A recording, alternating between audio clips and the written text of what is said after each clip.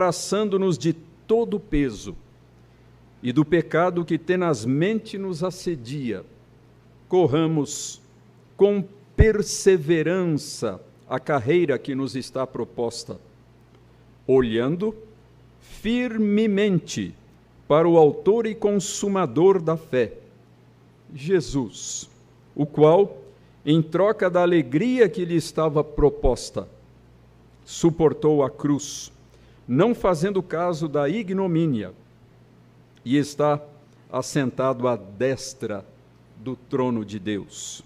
Considerai, pois, atentamente aquele que suportou tamanha oposição dos pecadores contra si mesmo, para que não vos fatigueis, desmaiando em vossa alma. Oremos mais uma vez ao Senhor.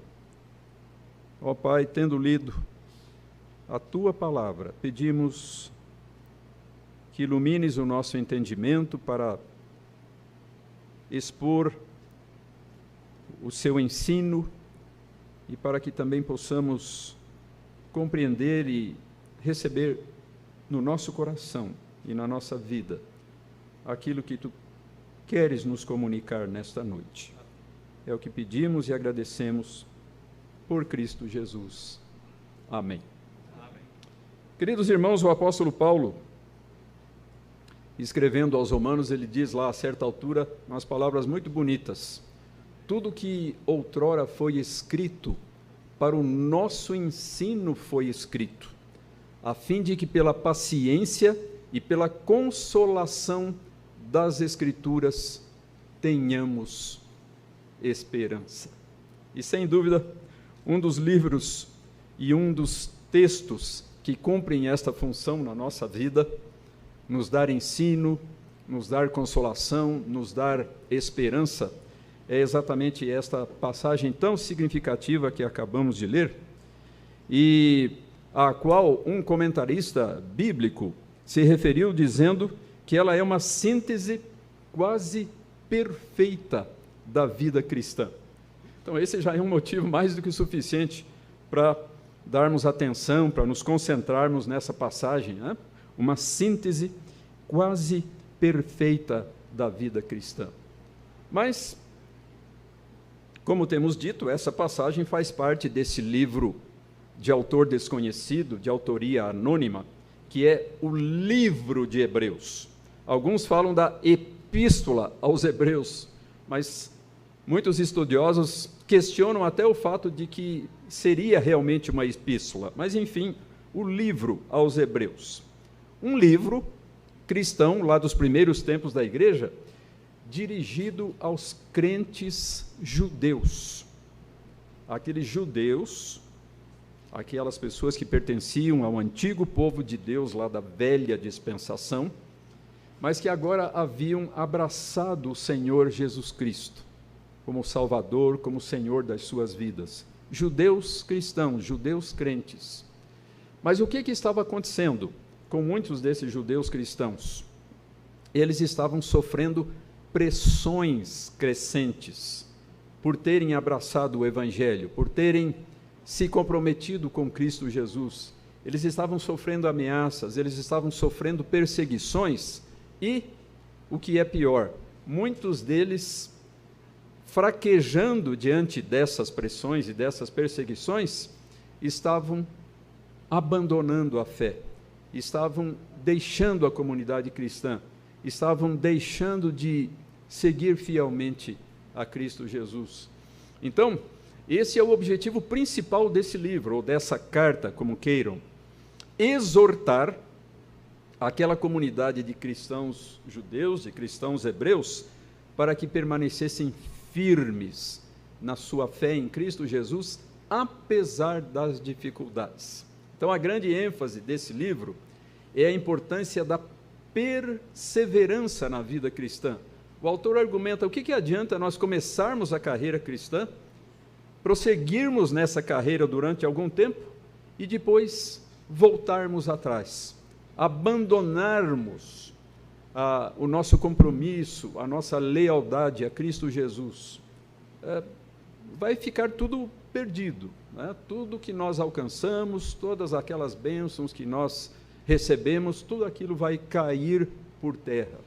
Então, nós encontramos dispersos ao longo desta carta, ao longo desta epístola, inúmeras exortações às vezes muito fortes, muito contundentes àqueles destinatários, para que permanecessem firmes, para que permanecessem resolutos na sua vida e na sua fé cristã.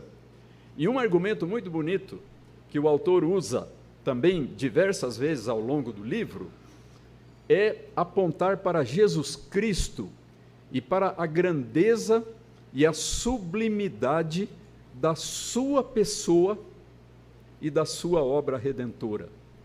Então, o autor coloca o tempo todo ao longo da carta, diante dos olhos daqueles crentes judeus, aqueles crentes hebreus, a majestade, a sublimidade de Cristo Jesus, na sua pessoa, no seu ser como Filho de Deus, e também na grandeza e na profundidade, na riqueza da sua obra redentora. E uma das últimas exortações que nós encontramos no livro, que nós encontramos na carta, nesse sentido, é exatamente essa que nós lemos agora há pouco para os irmãos, ou seja, nos versículos iniciais do capítulo 12. Um dos últimos apelos à firmeza e à constância na vida cristã, algo, meus irmãos, que é necessário em todos os tempos.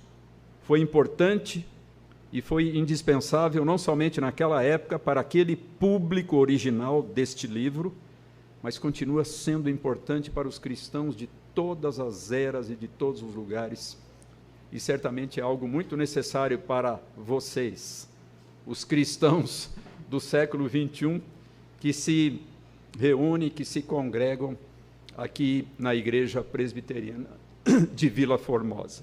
Então, o nosso objetivo com essa mensagem de hoje é exatamente exortá-los, irmãos, da mesma maneira como esse autor anônimo exortou aqueles irmãos do passado, a que vocês permaneçam firmes, a que vocês permaneçam perseverantes na sua vida e na carreira cristã, para que os propósitos mais elevados e as bênçãos mais ricas de Deus possam se tornar uma realidade plena nas suas vidas, na vida das suas famílias, na vida desta igreja. Primeira coisa, meus irmãos, seguindo aqui o argumento da passagem, a primeira coisa que o autor disse aos seus leitores do passado e diz a nós hoje, é o fato de que nós estamos usando uma imagem tão bonita, tão sugestiva, rodeados de uma grande nuvem de testemunhas. Aliás, é muito interessante porque nessa passagem o autor utiliza a imagem dos esportes, que eram muito apreciados naquela época. Hoje, evidentemente, os esportes são muito importantes. Muitos de vocês, muitos de nós somos torcedores, né, de times, gostamos de determinados esportes, e isso era também muito importante, muito forte, na época em que foi escrita a Bíblia, no antigo mundo greco-romano. Então, as competições que havia nas arenas, as corridas que havia nos estádios e em outros lugares, e esse é o símbolo, essa é a imagem, essa é a ilustração que o autor utiliza aqui para exortar as pessoas à perseverança na vida cristã. Assim como o atleta, no estádio, na arena, está cercado ali dos espectadores, então ele está dizendo, nós, os cristãos, estamos rodeados de uma grande nuvem de testemunhas. Agora, que testemunhas são essas? São aquelas pessoas, aqueles personagens a que ele acabou de se referir no capítulo anterior, ou seja, no capítulo 11 aqui de Hebreus, os heróis da fé da antiga dispensação. E a lista é enorme, se vocês forem ver o capítulo 11. Nós temos aqui Abel, Enoque, Noé, Abraão, Isaque, Jacó, José, Moisés, Raabe, Gideão, Baraque, Sansão, Jefté, Davi, Samuel, e finalmente ele faz referência aos profetas, de um modo geral. Mas em que sentido surge a pergunta, surge a questão? Essas pessoas eram testemunhas, formavam uma nuvem de testemunhas em torno daqueles cristãos judeus lá do primeiro século. E também ao nosso redor. Evidentemente não no sentido de que eles estão presentes aqui conosco, em qualquer sentido, mas no sentido de que eles nos deixaram um legado. Eles nos deixaram um exemplo precioso de fé, de abnegação, de sacrifício, de dedicação, de perseverança, que é a preocupação principal desse autor.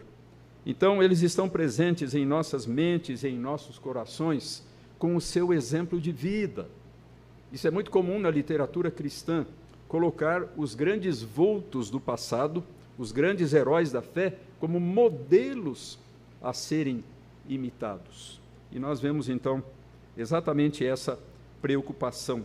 Uma das passagens conhecidas de Hebreus diz assim: lembrai-vos dos vossos guias, dos vossos líderes, os quais vos pregaram a palavra de Deus, e considerando atentamente o fim da sua vida, imitai a fé que tiveram. E vocês aqui já têm uma história suficiente para terem personagens desse tipo, né? Depois de 63 anos de trajetória, e certamente existe uma história aqui da igreja de Vila Formosa anterior à organização, quando ainda era uma congregação, né? Então talvez aí já uns 70 anos de trajetória ou mais, e naturalmente Deus levantou aqui muitos homens e muitas mulheres que lideraram esse trabalho, que dedicaram as suas vidas, e a Escritura, então, nos exorta a valorizarmos essas pessoas, a considerá-las como fontes de inspiração e de incentivo para a nossa própria vida cristã. Então, irmãos, essa é a primeira ênfase, o primeiro argumento importante e valioso utilizado pelo nosso autor desconhecido. O fato de que temos a rodear-nos uma grande nuvem de testemunhas, o fato de que nós não estamos sozinhos na nossa jornada, na nossa carreira cristã. Nós temos a inspiração dos irmãos do passado que já partiram, que já estão com Cristo, e nós temos a inspiração e o incentivo que vem dos irmãos do presente. Agora há pouco, né? Nós vimos sendo homenageado aqui um irmão com o título de diácono emérito, que dedicou muitos anos da sua vida para esse trabalho tão importante para a igreja. E quantas outras pessoas aqui em Vila Formosa têm desempenhado esse papel de ser exemplos, de ser modelos, de dedicação, de consagração, de envolvimento, de compromisso, de altruísmo. Nós devemos ter sensibilidade para ver esses exemplos valiosos que existem ao nosso redor e nos deixarmos incentivar e inspirar por eles. Devemos ser profundamente gratos a Deus por essas pessoas que Ele tem levantado. Mas, em seguida, nós chegamos à parte principal da nossa passagem, e que é caracterizada por 3 verbos, por 3 ações que o autor exorta os seus leitores a praticarem. Primeira coisa é que eles deviam desembaraçar-se, desvencilhar-se, desfazer-se de todo o peso e do pecado que tenazmente os assediava. Ou seja, na nossa carreira cristã, meus irmãos, na nossa luta cristã, no nosso esforço por sermos perseverantes na fé, na fidelidade, na lealdade a Cristo Jesus, nós devemos, entre outras coisas, enfrentar o pecado. Então, nós vemos aqui novamente a linguagem das competições esportivas. Para que um atleta pudesse ter expectativa de êxito naquelas competições lá dos Jogos Greco-Romanos, as Olimpíadas da Antiguidade, lá na Grécia, o atleta precisava, então, desfazer-se de tudo o que pudesse dificultar os seus movimentos, o seu desempenho.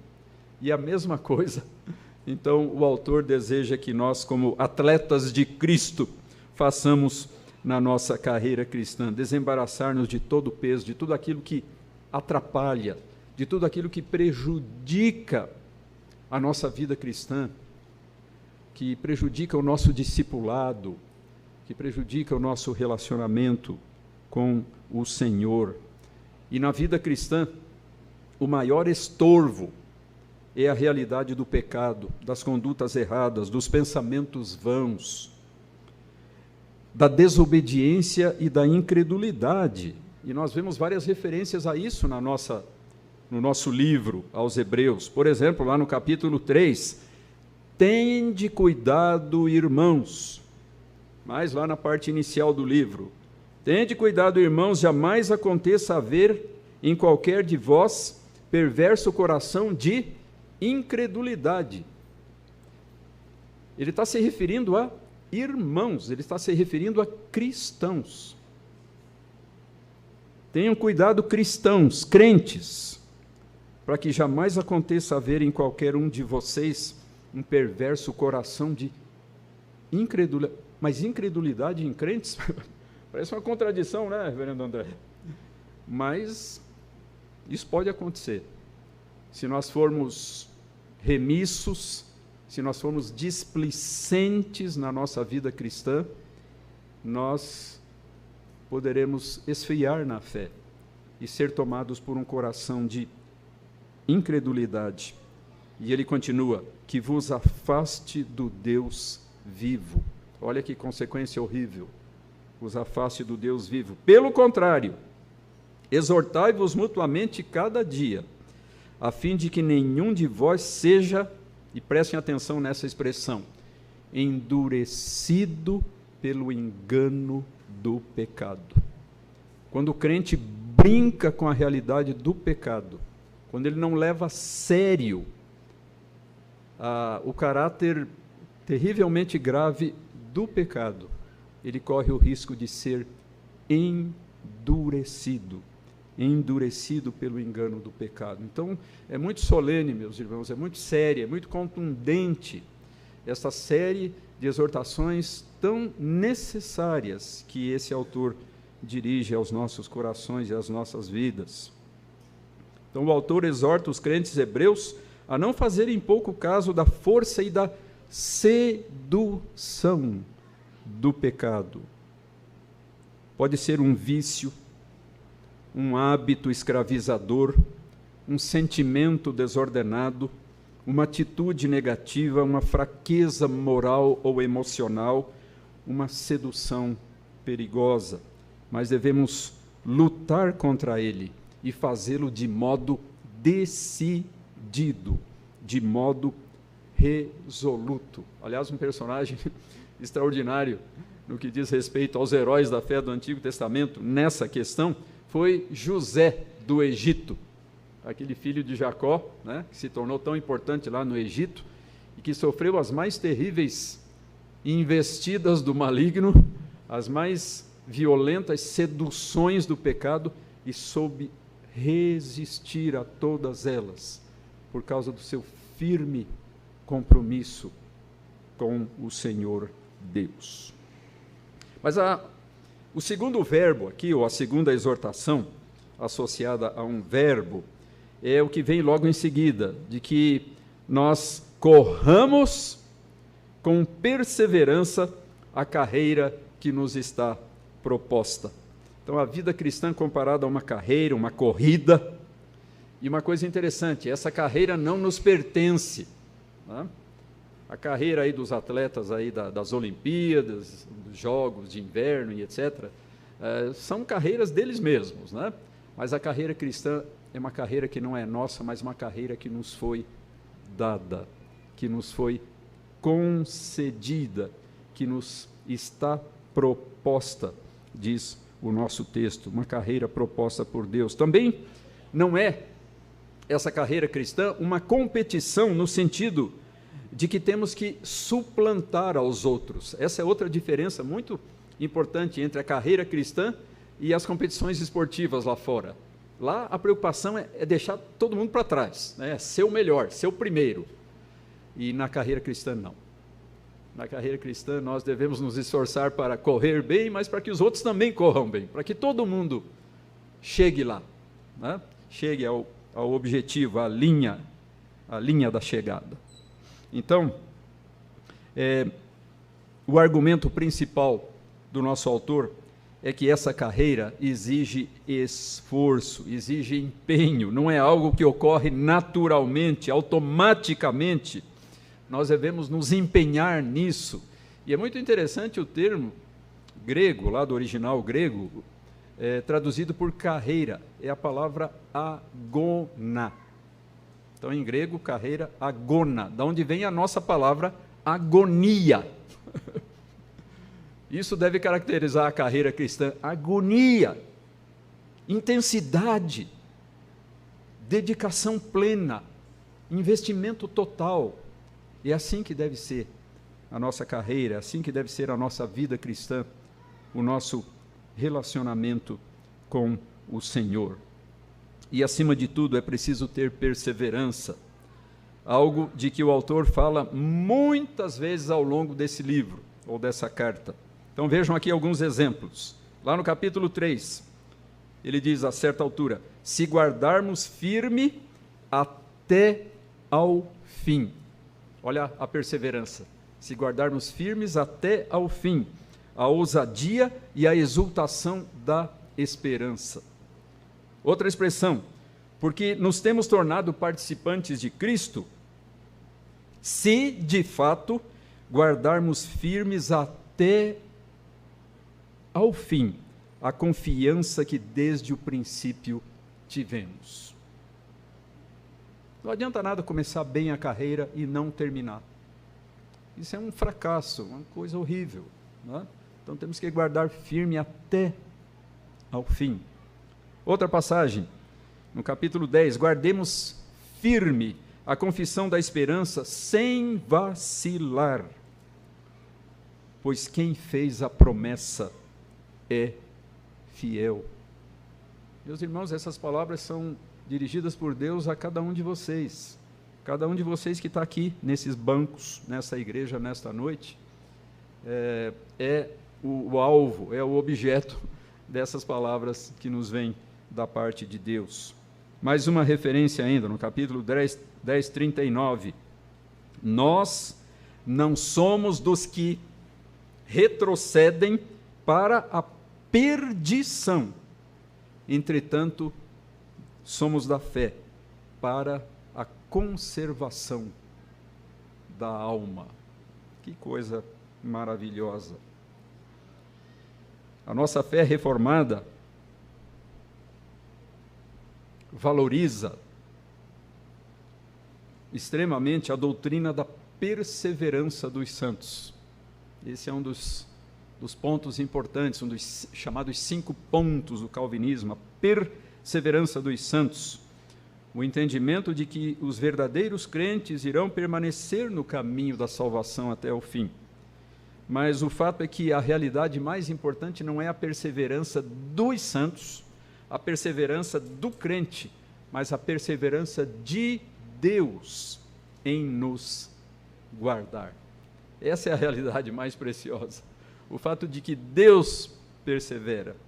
Mas, tendo dito isso, não significa que não é importante a nossa perseverança, porque ela, inclusive, uma das evidências da nossa, outra coisa importante para a fé reformada, da nossa eleição.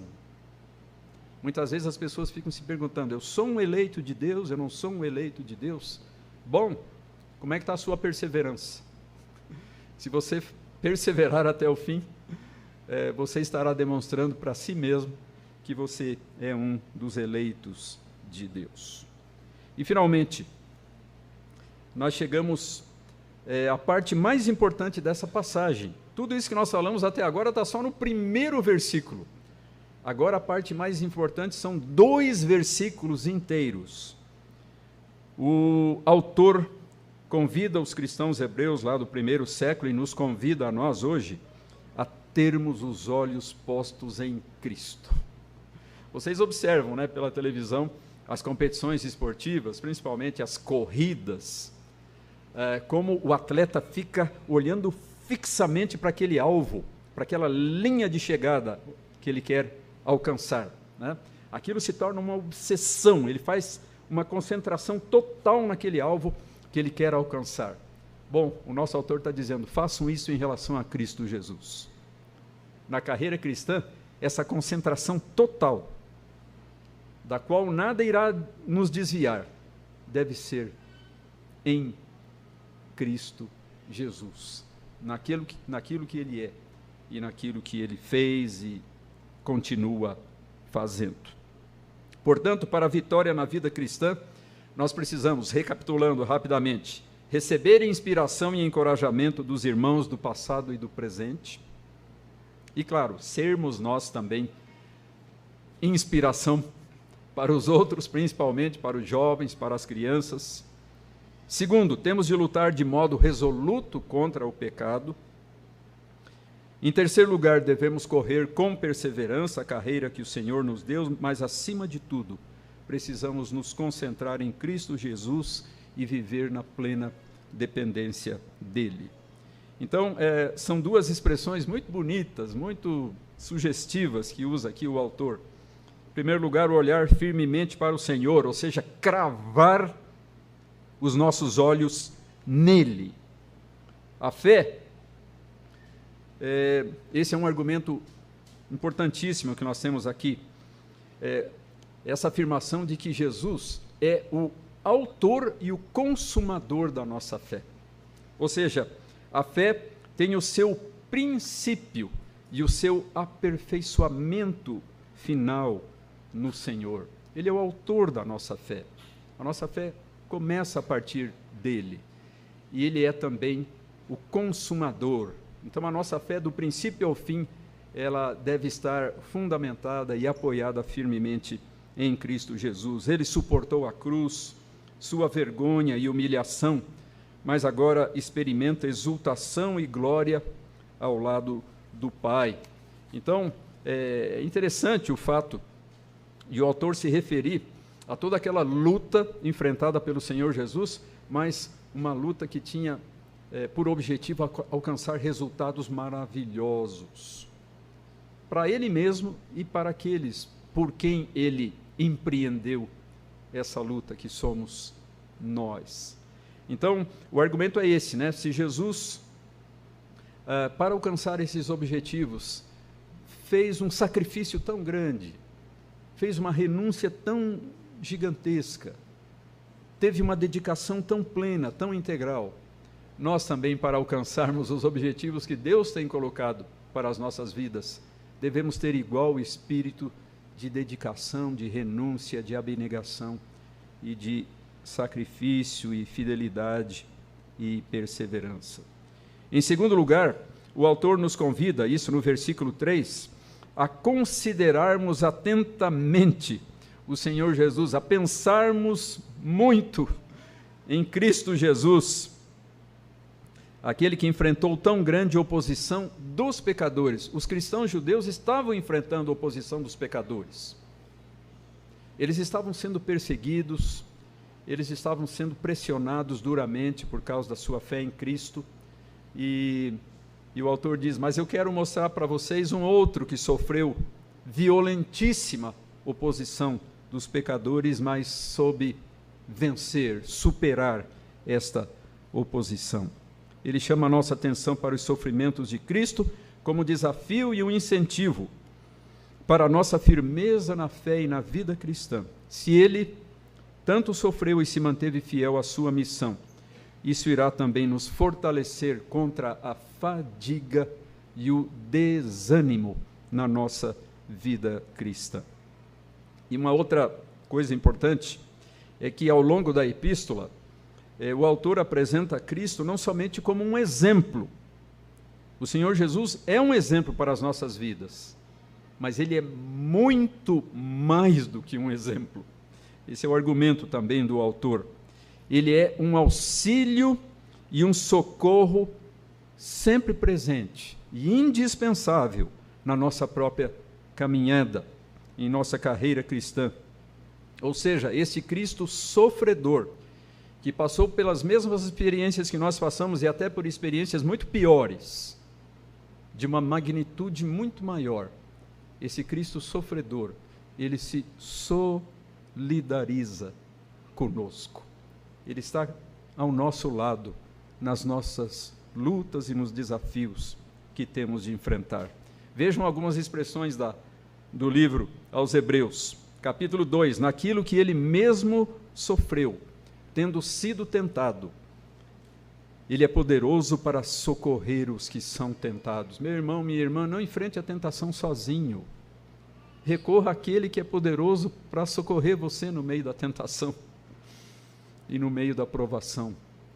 Utilize esse recurso extraordinário, o próprio Senhor ao nosso lado, nos sustentando.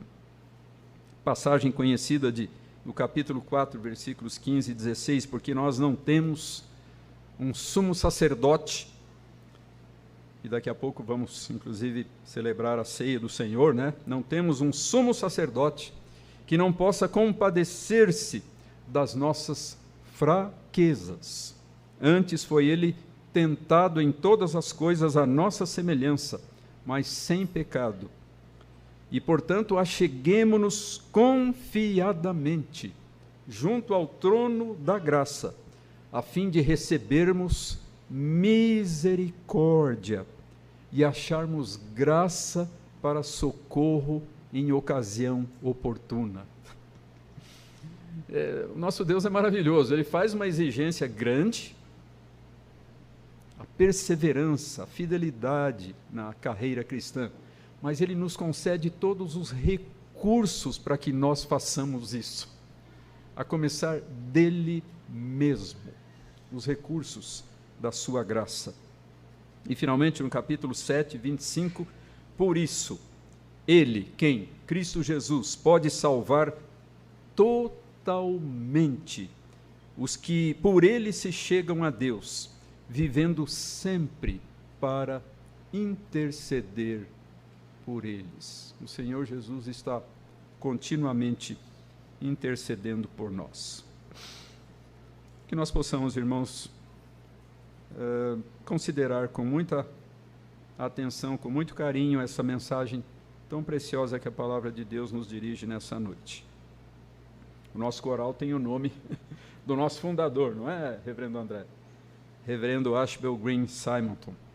E eu acho muito sugestivas as últimas palavras de Simonton no seu diário. O reverendo Simonton manteve por vários anos um diário, inicialmente nos Estados Unidos, depois no Brasil, e no dia 31 de dezembro de 1866, ele haveria de morrer no ano seguinte, ele fez a última anotação no seu diário. E vejam as palavras dele, que eu gostaria que nós também fizéssemos nossas. Ó, quem me dera um batismo de fogo que consumisse inteiramente as minhas impurezas. Ó, quem me dera um coração totalmente de Cristo. Que o Senhor nos ajude a fazer assim. Amém.